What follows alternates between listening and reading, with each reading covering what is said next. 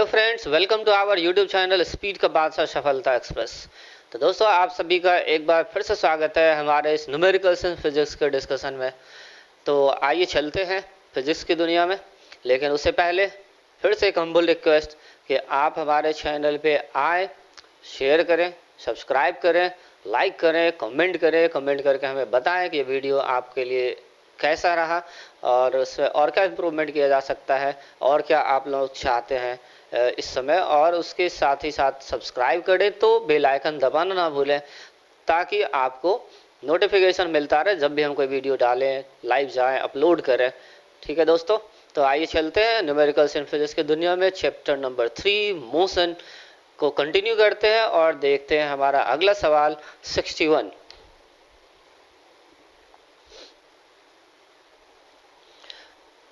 एक ट्रॉली एक आनत तल पर 2 मीटर पर सेकंड के त्वरण से नीचे जा रही है, तो गति प्रारंभ करने के 3 सेकंड बाद उसका वेग क्या होगा। तो आनत तल पर 2 मीटर पर सेकंड स्क्वायर के त्वरण से नीचे जा रही है, तो त्वरण दिया हुआ है 2 मीटर पर सेकंड स्क्वायर। गति प्रारंभ करने के 3 सेकंड के बाद आपसे पूछा जा रहा है उसकी गति क्या होगी, वेग क्या होगी। तो प्रारंभिक वेग कितना है, 0 है, जो कि बस 0 से ही शुरू हुआ होगा।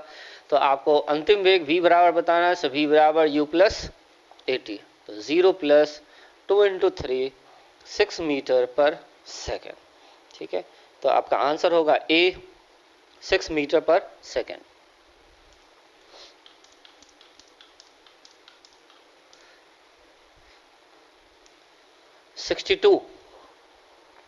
एक रेसिंग कार का समान त्वरण 4 मीटर पर सेकेंड स्क्वायर है, तो गति प्रारंभ करने के 10 सेकेंड बाद वह कितनी दूरी तय करेगी। तो रेसिंग कार का समान त्वरण है, एक समान त्वरण 4 मीटर पर सेकेंड स्क्वायर। गति प्रारंभ करने के 10 सेकेंड बाद, तो प्रारंभिक वेग है 0, समय दिया हुआ है 10 सेकेंड, तो 10 सेकेंड के बाद उसकी दूरी याद करें। तो दूरी या विस्थापन बराबर ut प्लस हाफ 80 स्क्वायर। तो अगर u 0 है तो इसको छोड़ देंगे, हाफ a हो गया 4 और t हो गया 10, तो ये हो जाएगा 200 मीटर।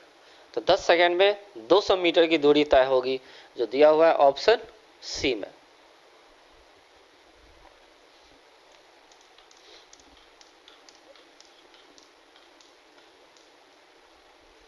नाउ 63।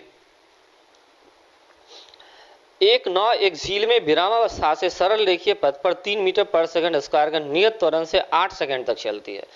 तो नाव जो है विरामावस्था से चलती है, सो u बराबर 0, त्वरण दिया हुआ है 3 मीटर पर सेकंड स्क्वायर, 8 सेकंड तक चलती है, सो समय है 8 सेकंड। तो इतने समय में नाव कितनी दूरी तय कर लेती है। तो फिर दूरी s बराबर ut प्लस हाफ 80 स्क्वायर। तो ये 0 plus half into 3 into 8 square, तो ये हो जाएगा 3 गुना 32 मीटर, तो 96 मीटर। तो 63 में देखते हैं किस ऑप्शन में है, तो ऑप्शन ए। राइट। 64।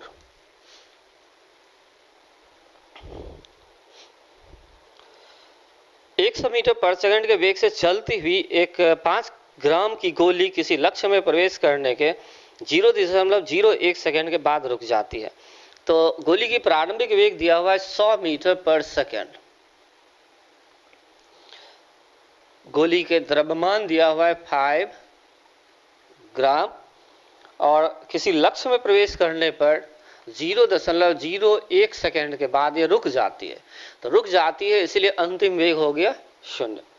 तो लक्ष्य द्वारा आरोपित बल का मान होगा, जिसमें आपको बताना है बल। तो न्यूटन के नियम से बल F बराबर होता है ma, और a हो गया ये v minus u by t. तो इसमें सारे मान रख दें आप। तो m 5 ग्राम है, तो इसको किलोग्राम में बदल दे, तो 5/1000 किलोग्राम। v हो गया 0, u हो गया 100 और t है 0.01, इतना न्यूटन होगा। तो माइनस आएगा ये, तो देखते हैं कितना आएगा। 2 0, ये 2 0, 4 0, 4 0, 3 0 हट जाएगा, तो -50 न्यूटन। तो देखते हैं आंसर किस में है, तो ऑप्शन सी, ये है -50 न्यूटन। तो माइनस साइन ये बताता है कि ये एक प्रतिरोधी बल है, ये इसकी गति का विरोध कर रहा है। क्योंकि प्रारंभिक वेग 100 था और अंतिम वेग हो गया 0, तो गति का विरोध किया गया, इस बल के वजह के कारण विरोध हुआ और इसलिए रुकी है, इसलिए यहाँ माइनस साइन है। ठीक है, और इसे मंदन भी कह सकते हैं।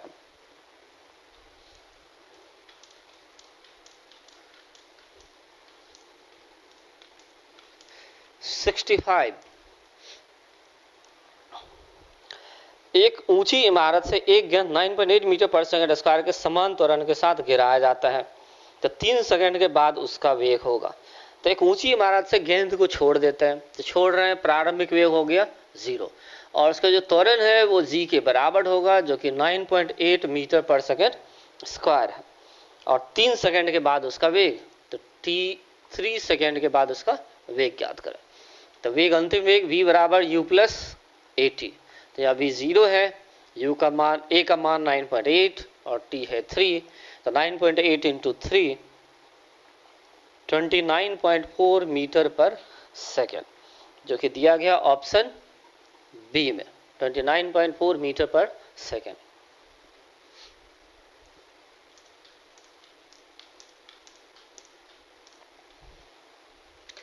Now 66, किसी ऊंचे भवन की छत से पत्थर को गिराया जाता है, तो 40 मीटर नीचे गिरने पर उसकी चाल होगी। तो ऊंचे भवन की छत से पत्थर को गिराया जाता है, तो पत्थर का फिर से प्रारंभिक वेग होगा 0। ऊंचे भवन की छत से गिराया गया तो ये गुरुत्वाकर्षण के अधीन चलेगी, इसलिए इसका त्वरण g होगा, और g आप लेंगे 9.8 मीटर पर सेकेंड, तो 19.6 मीटर की ऊंचाई, तो h दिया हुआ है 19.6 मीटर। तो आपको बताना है उसका प्रारंभिक वेग क्या होगा। 66 को फिर से देखते हैं। क्वेश्चन नंबर 66, किसी ऊंचे भवन की छत से पत्थर को गिराया जाता है, तो 40 मीटर नीचे गिरने पर उसकी चाल होगी। तो प्रारंभिक वेग इस पत्थर का है 0, 40 मीटर भवन की ऊंचाई है, और ये जो त्वरण है g वो 9.8 मीटर पर सेकेंड स्क्वायर होगा, क्योंकि भवन की छत से अगर गिराते हैं तो गुरुत्वाकर्षण का अधीन वस्तु गिरेगी, तो उसका त्वरण 9.8 मीटर पर सेकेंड स्क्वायर होगी। तो उसकी चाल, तो v बराबर √2gh, इस फार्मूला को याद रखेंगे आप। जब भी कोई वस्तु विरामावस्था से नीचे गिराई जाए, छोड़ी जाए, तो उसका वेग जो है h ऊंचाई गिरने के बाद होगा √2gh। तो √2 9.8 इंटू 40 मीटर पर सेकेंड, तो इसको आप सिंप्लीफाई करेंगे तो यह आएगा 28 मीटर पर सेकेंड, जो आपको दिया गया ऑप्शन बी में।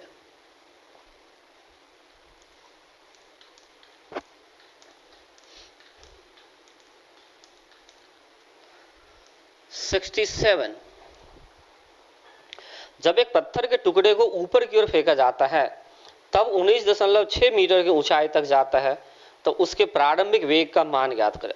जब किसी पत्थर के टुकड़े को सीधा ऊपर फेंकते हैं, तो ऊपर फेंकते हैं तो इसके प्रारंभिक वेग कुछ होगी जो हमें नहीं पता और उसे ज्ञात करना है।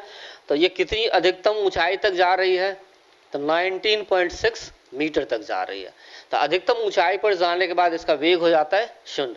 तो प्रारंभिक वेग नहीं पता, अंतिम वेग 0 है, ऊंचाई विस्थापन h पता है, तो आपको बताना है प्रारंभिक वेग u कितना होगा। तो इसके लिए फॉर्मूला होता है v स्क्वायर बराबर u स्क्वायर माइनस 2gh, लेकिन अंतिम वेग ये वाला 0 है, इसीलिए u स्क्वायर बराबर हो जाएगा 2gh, तो इसलिए u बराबर √2gh। तो ये √2gh फार्मूला बहुत इंपॉर्टेंट है, 2 बार ये आंसर आ सकता है।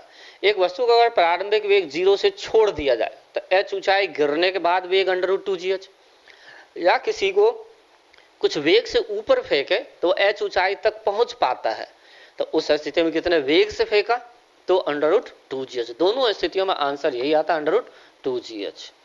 तो √2 इंटू 9.8 इंटू 19.6, तो इसका स्क्वायर रूट हो जाएगा 19.6 मीटर पर सेकेंड, जो देखते हैं किस ऑप्शन में दिया हुआ है, तो ऑप्शन सी।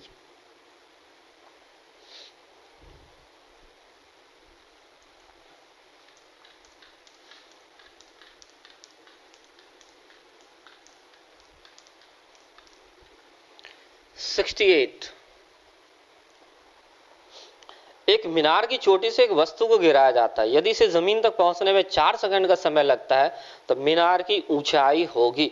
तो फिर एक वस्तु को मीनार की चोटी से गिराया जाता है, तो प्रारंभिक वेग 0, और ये यहां से जब गिरती है तो जमीन तक पहुंचने में इसको समय लगता है 4 सेकंड। तो आपको बताना है मीनार की ऊंचाई कितनी है। तो इसका जो त्वरण है वो g के बराबर होगा 9.8 मीटर पर सेकंड स्क्वायर। ठीक है, तो अब आपको फॉर्मूला बताना है, इस कौन सा यूज करेंगे ये ऊंचाई के लिए। तो दोस्तों h बराबर ut plus half gt square. फिर प्रारंभिक वेग 0 है तो इसको छोड़ देंगे, तो h बराबर हाफ gt स्क्वायर। तो सो हाफ g हो गया 9.8 और t हो गया 4, सो 4 का स्क्वायर, तो 9.8 इंटू 16/2 8 मीटर। तो 9.8 इंटू 8 ये हो जाएगा 78.4 मीटर, जो दिया हुआ किस ऑप्शन में, ऑप्शन बी।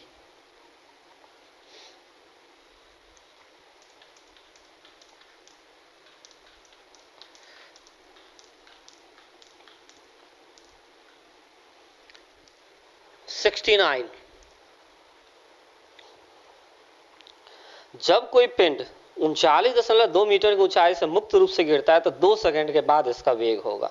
तो फिर से मुक्त रूप से एक वस्तु को गिराई गई है तो प्रारंभिक वेग 0, कितनी ऊंचाई से गिरी, तो 39.2 मीटर, और गिरने में समय कितना लगा, तो 2 सेकंड। तो आपको बताना है इसके बाद इसका वेग क्या होगा, अंतिम वेग क्या होगा। ठीक है, तो अंतिम वेग के लिए फॉर्मूला हमारा होगा v बराबर u plus G T.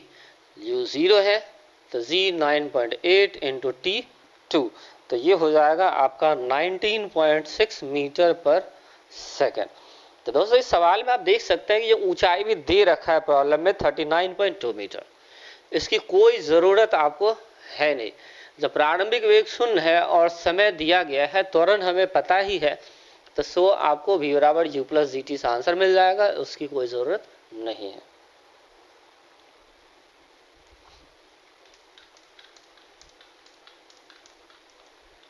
Seventy 126 kilometre per hour की चाल से कोई पत्थर सीधे ऊपर की ओर फेंका गया है, तो पत्थर द्वारा पहुंची गई महत्तम ऊंचाई निकाला। तो एक पत्थर को सीधा ऊपर फेंका गया, तो जिसकी चाल है 126 किलोमीटर पर आवर। तो इसको मीटर पर सेकंड में बदलने के लिए 5/18 से गुना कर देंगे आप, तो इतना मीटर पर सेकंड होगा। तो ये आप कैलकुलेट करेंगे तो आ जाएगा 35 मीटर पर सेकेंड। ठीक है, 18 गुना 7 126, तो 7×5 = 35 मीटर पर सेकेंड। अब ये जब ऊपर फेंका तो कुछ ऊंचाई पर जाने के बाद वेग हो जाएगा 0, अधिकतम ऊंचाई h, और यही h आपको ज्ञात करना है। तो मैक्सिमम हाइट का फॉर्मूला होता है दोस्तों h बराबर u²/2g। यदि सीधा ऊपर फेंका जाए u वेग से तो महत्तम ऊंचाई हो जाती है h बराबर u²/2g।